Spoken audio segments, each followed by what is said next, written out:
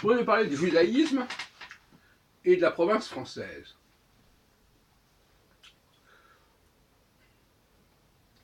Quand on parle d'origine dans le monde juif, généralement, ça renvoie à un autre pays. Même si on pourrait dire aussi que, par exemple, les juifs d'Algérie ou de Tunisie ou du Maroc, notamment les juifs d'Algérie, viennent d'Algérie. L'Algérie, comme on disait, c'est la France, ça a été la France. Donc, mais néanmoins, dans le discours, c'est toujours un pays qui est au-delà des frontières, au-delà des mers, etc. Comme si il n'y avait pas des juifs qui étaient originaires de l'Hexagone. Et ce depuis des générations, c'est-à-dire plusieurs générations, un grand nombre de générations, plusieurs siècles. Alors quels sont les juifs qui peuvent dire, par exemple, que leur famille... Alors, ne mélangeons pas tout. On ne leur dit pas que leurs parents se sont installés dans telle et telle ville de province. Ça, c'est un peu léger. Bien sûr qu'il y a des juifs qui ne sont pas tous venus à Paris. Il y en a qui sont venus à Amboise, il y en a qui sont venus, je ne sais pas où, à Marseille, même à Nantes, etc. Ils ne sont pas là. La question, c'est d'où vient la famille. Alors le mot famille, on peut jouer sur le mot famille, mais d'où vient la famille, d'où viennent les grands-parents, les arrière-grands-parents, etc., etc. Voilà. Les grands-parents, arrière-grands-parents. Est-ce qu'ils sont originaires d'une province de France? Et combien de juifs sont originaires, ont des grands-parents, arrière-grands-parents, originaires d'une province de France? Je ne sais pas. 15% peut-être. C'est ceux-là qui sont de souche française, on est bien d'accord là-dessus. Il ne s'agit pas là de savoir si les gens ont appris le français correctement ou pas. C'est notre problème. L'apprentissage du français, c'est un problème individuel, personnel. Ça n'a rien à voir avec les origines.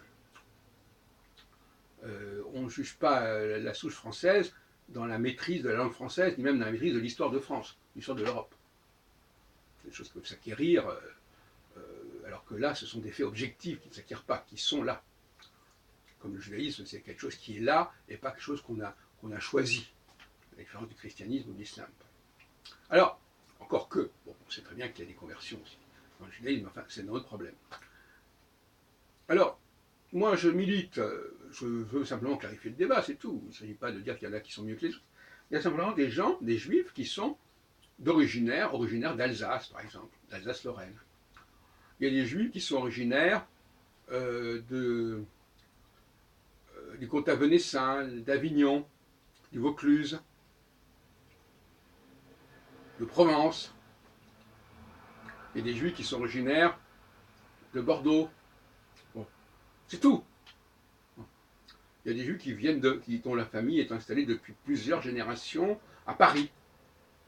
C'est possible aussi. Donc, c'est différent. Il y a des gens qui ont une origine intérieure à l'Hexagone, au niveau des parents, des grands-parents et des arrière-grands-parents, et des juifs qui ont des ascendants extérieurs à l'Hexagone. Et puis alors, il y a les mélanges, évidemment. Les mélanges.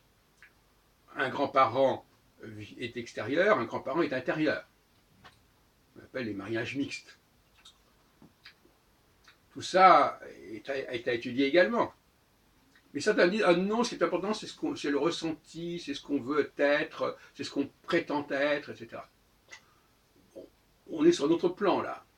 Il s'agit, là, de parler de choses, de pesanteur sociologique, de pesanteur historique, et pas de ma volonté, de mon identité, de ce que j'ai envie d'être, de comment je me perçois, comment je me ressens. Bon, ça, c'est bien gentil. Ça, c'est très féminin. Il ne s'agit pas de parler des fantasmes des uns et des autres, des fantasmes identitaires, il s'agit de parler de la réalité. C'est là donc le but de cette causerie. On peut parler d'autre chose, mais c'est là qu'on parle. On parle de ça ici, les identités objectives et non pas les identités subjectives. Et le judaïsme a intérêt à être plutôt dans l'objectivité que la subjectivité, parce que si on est la subjectivité, le judaïsme il est mal parti, si vous voyez ce que je veux dire. Je parle dans son histoire, dans son rapport du christianisme, etc. Donc il vaut mieux qui joue la carte de l'objectivité à tous les niveaux, et que quand on parle par exemple des juifs qui ont été émancipés sous la Révolution, bah, il faudrait voir est-ce que tel un tel a été est descendant de ces juifs qui ont été émancipés sous la Révolution ou pas. Maintenant, s'approprier cette émancipation alors que les grands-parents, arrière-grands-parents n'étaient pas du tout concernés pour toutes sortes de raisons par cela, c'est une plaisanterie, c'est une escroquerie intellectuelle. Et je pense qu'il faut quand même faire un peu le ménage là-dedans et y voir clair, et en particulier au niveau des dirigeants, que nous ayons des dirigeants qui, lorsqu'ils disent qu'ils se sentent français, qu'ils sont français, ça correspond à une réalité et pas à un fantasme.